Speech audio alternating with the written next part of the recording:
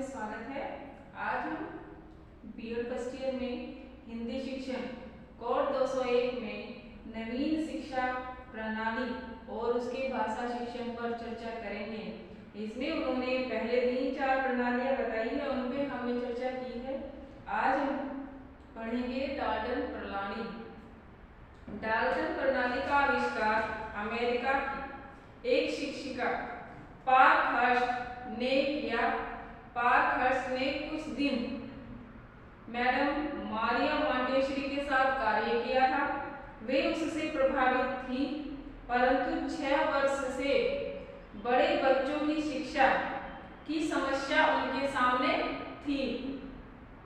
उन्होंने इसी दिशा में निरंतर सोच विचार किया और खूब प्रयोग किए और जिसके परिणाम स्वरूप 1913 ईस्वी में शिक्षा जगत को एक नई योजना देने का सफल प्रयास उन्होंने किया और इस योजना का सबसे पहले प्रयोग अमेरिका के डाल्टन नामक नगर में किया गया।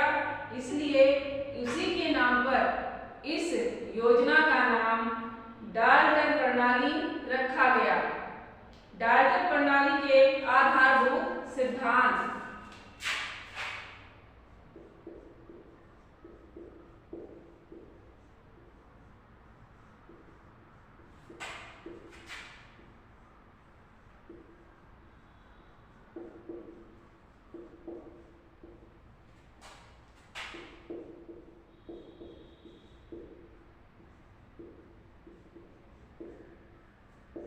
डाल्टन प्रणाली के आधारभूत सिद्धांत। इसमें उन्होंने कुछ बिंदुओं के द्वारा अपने सिद्धांत जो बताए गए हैं प्रदर्शित किए हैं, जैसे बाल केंद्रित शिक्षा,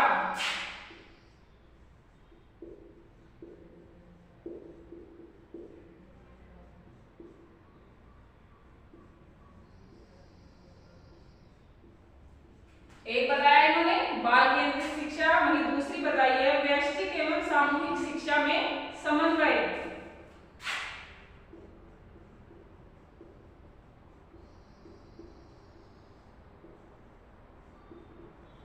वैश्विक तथा, ठीक है,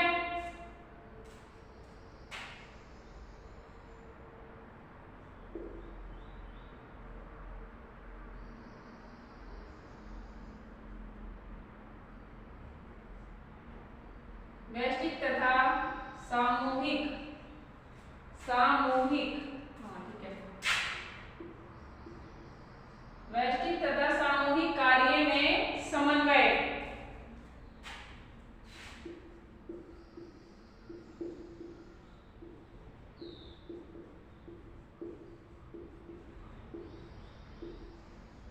ठीक है, दूसरा बताया है इन्होंने।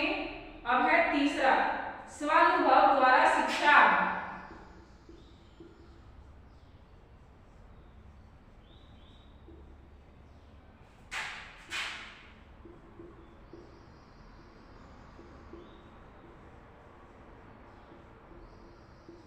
ठीक है, वहीं पर इन्होंने 4 बिंदु बताया है, शिक्षक एक पथ प्रदर्शक के रूप में।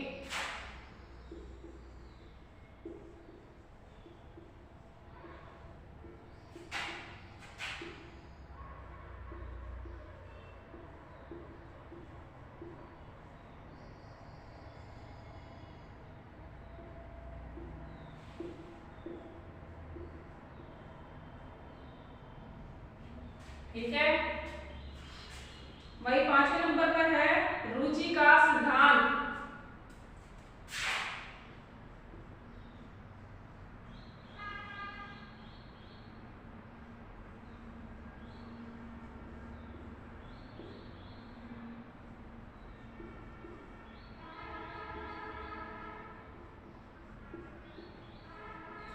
रुचि का सिद्धांत।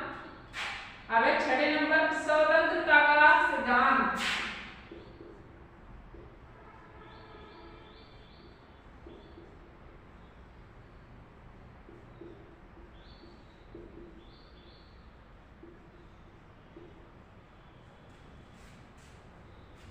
फिर है आत्मानुशासन का सिद्धांत।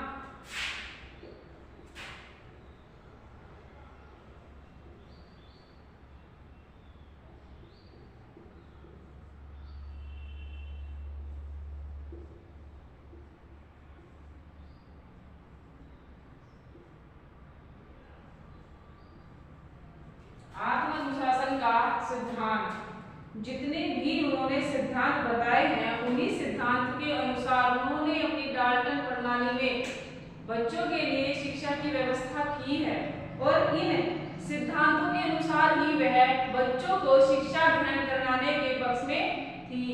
डाल्टन प्रणाली की साज सज्जा, जिस प्रकार से उन्होंने कुछ सिद्धांत और पॉइंट्स बताए हैं उसी प्रकार से इन्होंने डाल्टन प्रणाली की साज सज्जा भी बताई है।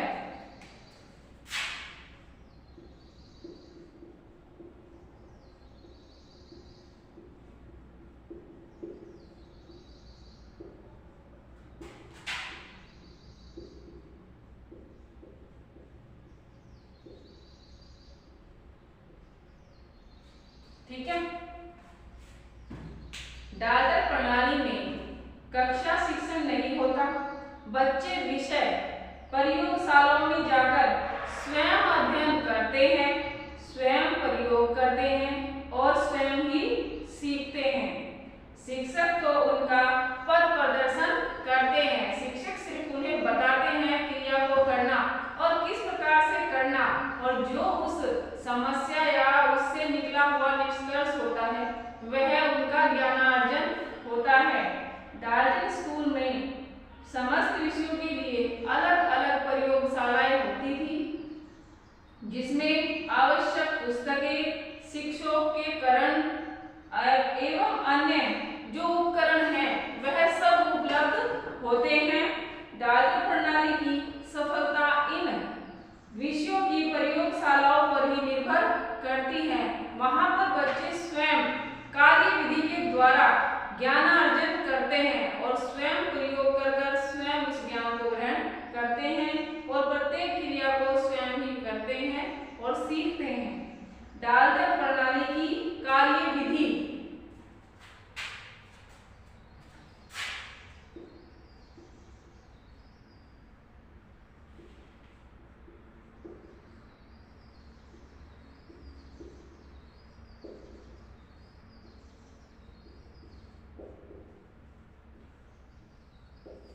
डाल्टन प्रणाली की कार्य विधि, इस प्रणाली का कार्य निम्नलिखित ढंग से यह कार्य प्रणाली चलती है। जैसे पाठ का ठेका, कॉन्ट्रैक्ट। इस प्रणाली में शिक्षक पूरे वर्ष के कार्य की रूपरेखा तैयार करता है। वर्ष का जो कार्य है वह 12 महीनों में बांट दिया जाता है और इस कार्य को बच्चे ठेके के रूप में स्वीकार करते हैं। जैसे कुछ भी कार्य उन्हें दिया गया है उनके विषय से संबंधित वह जो उसके कार्य की अवधि है वह पूरे 1 साल के लिए वह विभाजित की जाती है। प्रत्येक महीने का कार्य पहले से बांट दिया जाता है और उस कार्य को उसी अवधि के दौरान बच्चों को समाप्त करना होता है। अब है दूसरे नंबर पर निर्दिष्ट पाठ। प्रत्येक मास के कार्य को 4 सप्ताहों के लिए 4 वर्गों में विभाजित कर दिया जाता है और 1 सप्ताह के कार्य को निर्दिष्ट पाठ कहा जाता है। यानी जो कार्य उन्हें दिया जाता है उनका वर्गीकरण 1 महीने यानी 4 सप्ताह के लिए बांट दिया जाता है और जो प्रत्येक 1 सप्ताह का कार्य है उसे निर्दिष्ट पाठ का कार्य कहा जाता है। अब है इकाई। इकाई यानी यूनिट। 1 सप्ताह के कार्य को 5 भागों में बांट दिया जाता है और प्रत्येक भाग को इकाई कहते हैं और छात्रों से यह आशा की जाती है कि वह 1 दिन का एक कार्य 1 इकाई को पूरा करें 1 दिन में। वैसे उन्हें इस कार्य को करने की स्वतंत्रता रहती है।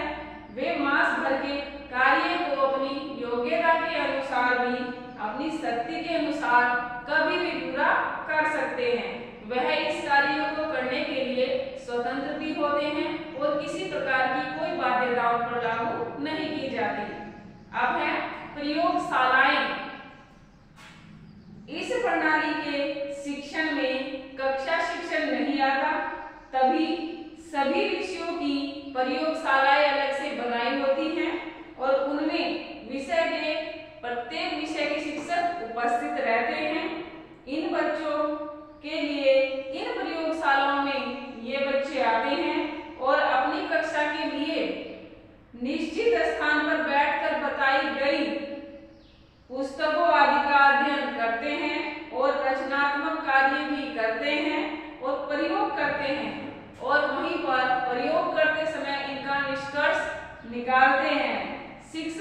कार्य में इनकी सहायता करते हैं और इनकी कार्यविधि को पूर्ण रूप से पूर्ण कराते हैं। अब है सम्मेलन तथा विमर्श की सभाएं। विद्यालय में कार्य आरंभ होने से पहले सभी छात्र एक स्थान पर एकत्रित होते हैं। शिक्षक अपनी अपनी कक्षाओं में छात्रों को निर्देश देते हैं, कार्य करने की जो कार्यविधि है उसे बताते हैं और बच्चे उन निर्देशों के अनुसार अपने अपने कार्य को पूरा करने का प्रयत्न भी करते हैं। और सायंकाल विमर्श की सभा होती है, यानी शाम के वक्त विचार विमर्श की जो उनकी विचारधाराएं हैं उनका विचार विमर्श किया जाता है और जिसमें हर जितने भी विद्यालय में छात्र होते हैं सभी उपस्थित रहते हैं और अपने अपने अनुभव और अपनी अपनी कठिनाइयों को शिक्षकों के सामने रखते हैं और उनसे विचार विमर्श करते हैं। अब प्रगति सूचक लेखा चित्र यानी ग्राफ जो बनाया जाता है उस पर किस प्रकार से कार्य किया जाए। बच्चों की प्रगति जानने के लिए लेखा चित्र का प्रयोग किया जाता है। बच्चे अपने अपने भिन्न भिन्न विषयों के अलग अलग जो ग्राफ बनाते हैं और उन पर कार्य किए गए हैं उसमें किस प्रकार से उन्होंने कार्य किया है और कितना किया है वह सब अंकित करते हैं। एक दूसरा ग्राफ शिक्षक भी रखते हैं और तीसरा ग्राफ समस्त विषयों की प्रगति जानने के लिए कक्षा विशेष के छात्रों को अलग अलग रहता है। यानी कि प्रगति सूचक जो होता है उनका जो ग्राफ कुछ ग्राफ छात्र बनाते हैं कि उन्होंने जो उन्हें कार्यविधि पूरे 12 महीने की दी गई है कितना उन्होंने इस कार्य को पूरा किया। वहीं उन छात्रों की प्रगति जानने के लिए शिक्षक भी अपना एक ग्राफ बनाते हैं जिस पर उनकी प्रगति कितनी उन्होंने उस कार्य को पूरा किया है उसका लेखा जोखा लिखा जाता है। वहीं प्रत्येक छात्र जो तीसरा ग्राफ बनाया जाता है उसमें प्रत्येक छात्र की प्रगति कहाँ तक हुई है और किस कक्षा की है इसका एक विशेष ग्राफ भी बनाया जाता है। अब है परीक्षा। इस प्रणाली में परीक्षाएं नहीं होती हैं। बच्चों की प्रगति लेखा चित्रों और वर्ष भर के कार्यों के आधार पर उन्हें उनकी कक्षा में पदोन्नति दी जाती है, जिसके कारण जो बच्चा पीछे रह जाता है उसे भी थोड़ा और पढ़ाकर उन्हीं के द्वारा दूसरी कक्षाओं में बैठा दिया जाता है। अब है डाल्टन प्रणाली और भाषा शिक्षण। इस प्रणाली में भाषा द्वारा भाषा शिक्षण करने वाला शिक्षक बच्चों को यतः कार्य का ठेका दे देता है। बच्चे भाषा की प्रयोगशालाओं में अपना कार्य करते हैं और विषय शिक्षक उनका प्रदर्शन एवं निर्देशन करता है और उनका जो निर्देशन का कार्य है वह ठेका देते समय निम्नलिखित बातों का ध्यान भी रखता है, जैसे ठेका की सीमा का निर्धारण करना। शिक्षक बच्चों को 1 मास के पूरे कार्य की रूपरेखा स्पष्ट कर देता है। और दूसरे नंबर पर है विषयांग, यानी भाषा की जिस अंग के लिए कार्य दिया जाता है वह उसका स्पष्ट उल्लेख कर देता है, जिससे बच्चे को किसी प्रकार की समस्या नहीं होती। अब है समस्या। शिक्षक यह बात भी बता देता है कि किस विषय पर विशेष अध्ययन करना है अथवा किस विषय पर निबंध लिखना है। इन सभी कार्यों को बच्चों को समझा दिया जाता है और शिक्षण का कार्य उसी प्रक्रिया में आगे बढ़ाता है। आज के लिए बस इतना ही। हम मिलेंगे नेक्स्ट वीडियो में और नेक्स्ट वीडियो में हम जितने भी इसकी और बिंदु बताए गए हैं उन पर चर्चा करेंगे। तब तक के लिए धन्यवाद।